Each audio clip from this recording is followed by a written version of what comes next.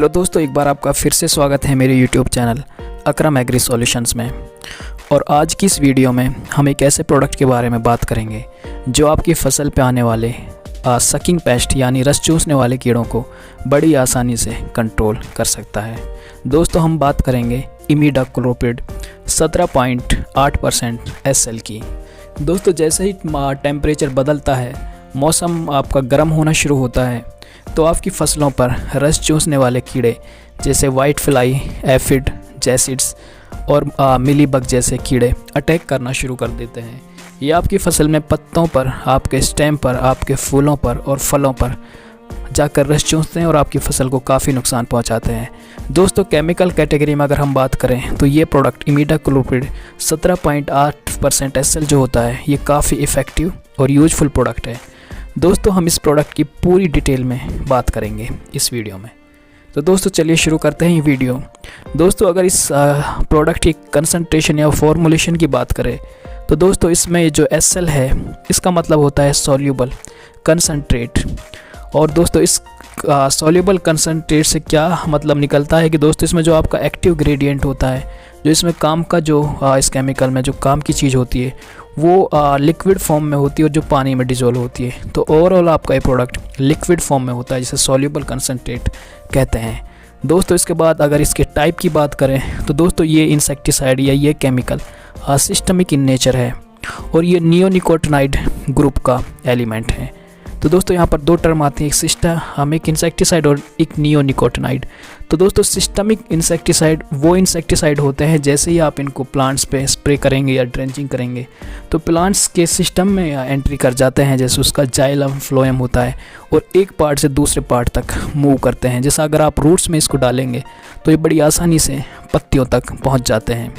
और जब आपके कीड़े आपके प्लांट्स को फीड करते हैं या खाते हैं तो वो चाहे पत्तियों से खाएं या फिर आपके फूल, फल या स्टेम से खाएं, तो उनके शरीर में जाता है और अपना असर दिखाता है। और दोस्तों, नियोनिकोटिनाइड एक ग्रुप है केमिकल्स का, इंसेक्टिसाइड का, जो अटैक करता है आपके इंसेक्ट जो होता है उसके नर्वस सिस्टम पे। तो ये न्यूरो एक्टिव इंसेक्टिसाइड इसको कहते हैं दोस्तों। तो दोस्तों, जैसा कि यहाँ पे है कि ये कंट्रोल करता है आपके सकिंग इंसेक्ट्स को और टर्माइट्स को इफ़ेक्टिवली। तो काफ़ी अच्छा है केमिकल है दोस्तों। और इस तरह के जो और भी इस कैटेगरी में जो आपके केमिकल्स हैं उनमें जो ख़ास हैं वो एसिटामिप्रिड, आपने इसके बारे में सुना होगा, और इमिडाक्लोप्रिड तो है ही, और इसके अलावा जो आपका थायोमिथॉक्सैम है ये भी इसी कैटेगरी का यानी आपका न्यूरोटॉक्सिक इंसेक्टिसाइड है। दोस्तों, ये जो आपका इंसेक्ट होता है उसका सेंट्रल नर्वस सिस्टम पे जाके अटैक करता है, जिसकी वजह से जो कीड़ा होता है वो पैरालाइज हो जाता है और उसके बाद खाना बंद कर देता है और अल्टीमेटली उसकी डेथ हो जाती है। दोस्तों, उसके बाद हम बात करेंगे इसका जो मोड ऑफ एक्शन है। तो मोड ऑफ एक्शन की बात करें तो इसके कई सारे मोड ऑफ एक्शन हैं। और मोड ऑफ एक्शन होता है कि किस तरह से केमिकल इंसेक्ट को किल करता है। वो अलग अलग जितनी भी टाइप्स होते हैं वो सब हम इसमें बताने की कोशिश करेंगे। तो दोस्तों, आपका ये जो इमिडाक्लोप्रिड है ये सबसे पहले कॉन्टैक्ट इंसेक्टिसाइड है, यानी ये किसी भी तरह से अगर आपके इंसेक्ट के कांटेक्ट में आएगा, चाहे वो स्प्रे से आए या ज़मीन से आए, किसी भी मीडियम से आए, तो आपका जो इंसेक्ट है ये पैरालाइज होगा और उसके बाद किल हो जाएगा। दूसरा जिसका मोड ऑफ एक्शन है वो है स्टमक। दोस्तों, अगर किसी भी तरह से केमिकल जो आपके इंसेक्ट के पेट में अगर चला जाए तो इसके नर्वस सिस्टम को ब्लॉक कर देता है, उसे किल कर देता है। तीसरा दोस्तों ये है ट्रांसलैमिनर। दोस्तों, जैसा आप जानते हैं कि अक्सर आप जब उसको स्प्रे करते हैं तो आपकी जो आपके पौधे पे जो पत्ती होती है, अक्सर केमिकल उसके ऊपरी भाग पर ही चिपक जाते हैं। और जो ये सकिंग पेस्ट होते हैं ये अक्सर पत्तियों के नीचे जाकर छिप के फीड करते हैं। तो अगर आप स्प्रे करेंगे कोई भी केमिकल तो ये पत्तों के ऊपर जाके जमा हो जाता है और नीचे के जो इंसेक्ट हैं वो बचे रह जाते हैं। पर इमिडाक्लोप्रिड की ये ख़ास बात है दोस्तों कि ये ट्रांसलैमिनर है इन नेचर। अगर आप पत्तियों के ऊपर भी इसको स्प्रे करेंगे तो ये पत्ती के आर पार इधर से इधर मूव कर जाता है और इंसेक्ट को किल कर देता है। ये बहुत ही अच्छी प्रॉपर्टी है किसी भी केमिकल की। दोस्तों, इसके बाद इसका एक नेचर है एक्रोपेटल। इसमें क्या होता है कि दोस्तों जैसे ही आपके प्लांट्स पे नई पत्तियाँ आनी शुरू होती हैं तो इंसेक्ट पसंद करता है आपकी पत्तियों, जो नई वाली पत्तियाँ उनको फीड करना। तो ये ऊपर वाले हिस्से पर आपके इंसेक्ट अक्सर फीड करते हैं, जो ओल्डर लीव्स होती हैं इनको खाना पसंद नहीं करते। तो ये जो इमिडाक्लोप्रिड है ये ऊपरी जो नई पत्तियां जैसे निकलती हैं, क्योंकि नेचर में सिस्टमिक है, तो ये ऊपरी पत्तों पर भी इसका जो रेजिड्यू होता है वो पहुंच जाता है और आपके जो कीड़े इसको जैसे ही नई पत्तियों को खाते हैं तो वो किल हो जाते हैं। तो इसका नेचर है एक्रोपेटल। और इसके अलावा ये रूट सिस्टमिक भी है। जैसा कि दोस्तों अगर आप खास तौर पर गन्ने की फसल में रूट्स में टर्माइट्स की प्रॉब्लम आम होती है, तो उस कंडीशन में अगर आप इसका ड्रेंचिंग करेंगे तो दोस्तों ये रूट्स के थ्रू प्लांट्स के अंदर चला जाता है और रूट्स पे अगर कोई इंसेक्ट जैसे टर्माइट्स वगैरह अटैक करेगा तो वहाँ से इसको खाकर वो किल हो जाता है। तो दोस्तों ये थी इसकी जो मोड ऑफ एक्शन है, बहुत ख़ास पॉइंट होता है किसी भी केमिकल के लिए। तो दोस्तों अब बात करते हैं हम कि किस क्रॉप में आपको कितना केमिकल या कितनी डोज यूज करनी है और किस आपका जो इंसेक्ट जो होता है उसके अगेंस्ट ये इफ़ेक्टिव है। तो दोस्तों सबसे पहले हम जिस क्रॉप को लेंगे वो है आपकी यहाँ पर जैसा कि ये क्रॉप्स दिखा रखी हैं, इसमें सबसे पहली क्रॉप है आपकी कॉटन। दोस्तों कॉटन पे इसकी काफ़ी वैरायटी के सकिंग पेस्ट आते हैं जैसे aphid, white fly, thrips, jassids. तो इन सबको इमिडाक्लोपिड बड़ी आसानी से कंट्रोल कर लेता है। आपको जो दोस्तों डोज लेनी है वो 60 से 90 ml पर एकड़ के हिसाब से लेनी है। बात करें अगर शुगर केन यानी गन्ने की, तो इसमें टर्माइट्स की प्रॉब्लम आम होती है और आपको 1.5 से 2 ml पर लीटर के हिसाब से दवा लेकर आपके जो सेट्स होते हैं, आपकी पोरियां जब आप अपने गड्ढे में डाल दें, ऊपर से इसका स्प्रे करके उससे मिट्टी से कवर कर सकते हैं। इसके बाद दोस्तों आता है पैडी यानी धान का नंबर। धान में दोस्तों जितने भी प्लांट्स होपर्स होते हैं जैसे green plant hopper, brown plant hopper, white backed plant hopper, तो उन सबको ये इमिडाक्लोपिड बड़ी आसानी से कंट्रोल करता है। और आप इस कंडीशन में जो दवा डोज लेंगे वो 90 से 120 ml पर एकड़ के हिसाब से आप यूज कर सकते हैं।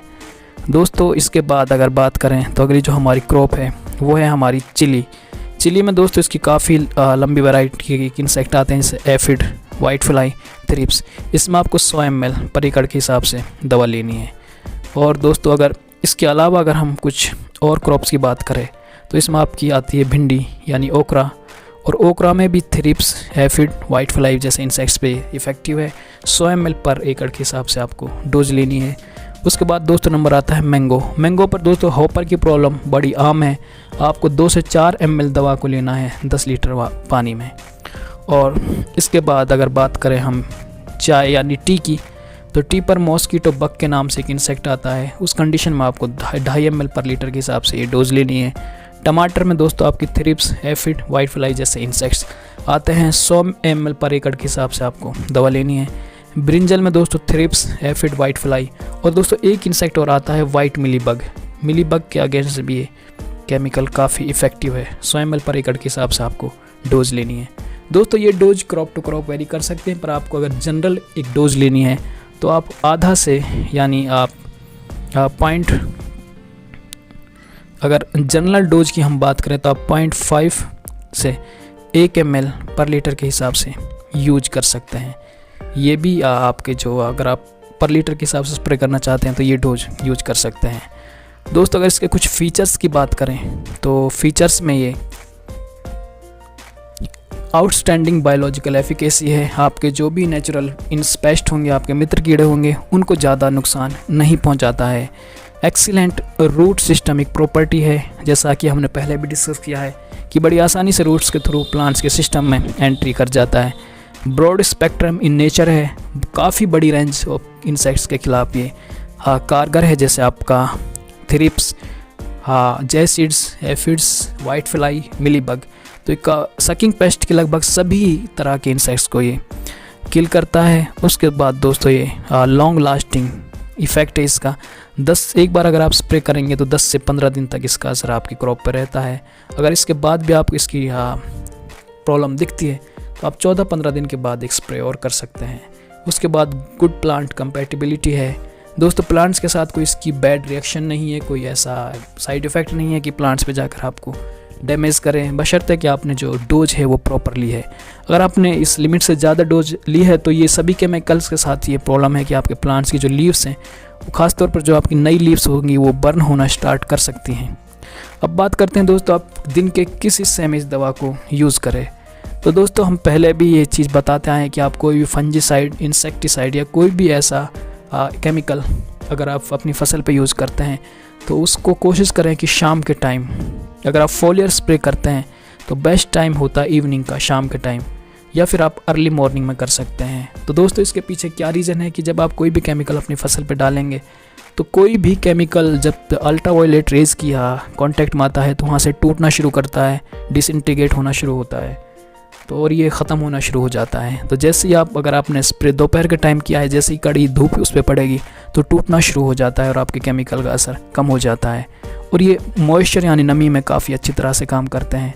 तो आप अगर शाम के टाइम स्प्रे करेंगे तो पूरी रात इन्हें काम करने के लिए मिलती है और मॉइस्चर भी उस टाइम होता है।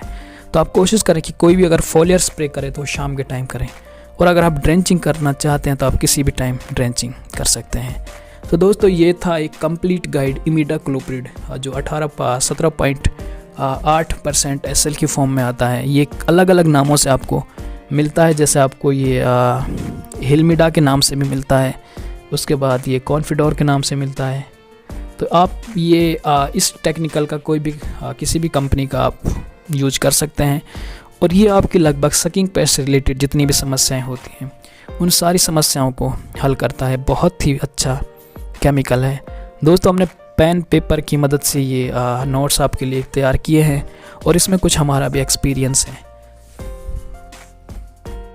तो दोस्तों उम्मीद है आपको ये जानकारी इमिडाक्लोप्रिड से रिलेटेड अच्छी लगी होगी। अगर अच्छी लगी है तो आप हमारा हौसला बढ़ा सकते हैं, वीडियो को एक बार लाइक करके आप हमारा हौसला बढ़ा सकते हैं।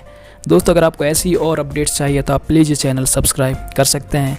कोई कंप्लेंट, कोई सजेशन, कोई क्वेरी है तो कमेंट बॉक्स आपके लिए खुला हुआ है, और अगर आप सोचते हैं कि वीडियो आपके अलावा किसी और के लिए भी काम का हो सकता है तो आप शेयर करके ये दूसरों तक पहुंचा सकते हैं। और दोस्तों एक रिक्वेस्ट आपसे और है कि हमने एक टेलीग्राम चैनल शुरू किया हुआ जिसका नाम है अकरम एग्री सॉल्यूशंस। आप टेलीग्राम या वीडियो के डिस्क्रिप्शन से लिंक पे जाकर ये चैनल एक बार ज्वाइन कर लीजिए। इससे क्या होगा कि हमारी तमाम जो अपडेट्स हैं वो आपको टाइमली मिलती रहेंगी, और कोई भी न्यूज़ आर्टिकल या क्विक अपडेट हम आपको देना चाहेंगे तो इस चैनल के माध्यम से दे सकते हैं। तो दोस्तों अभी के लिए हमें इजाज़त दें, शुक्रिया।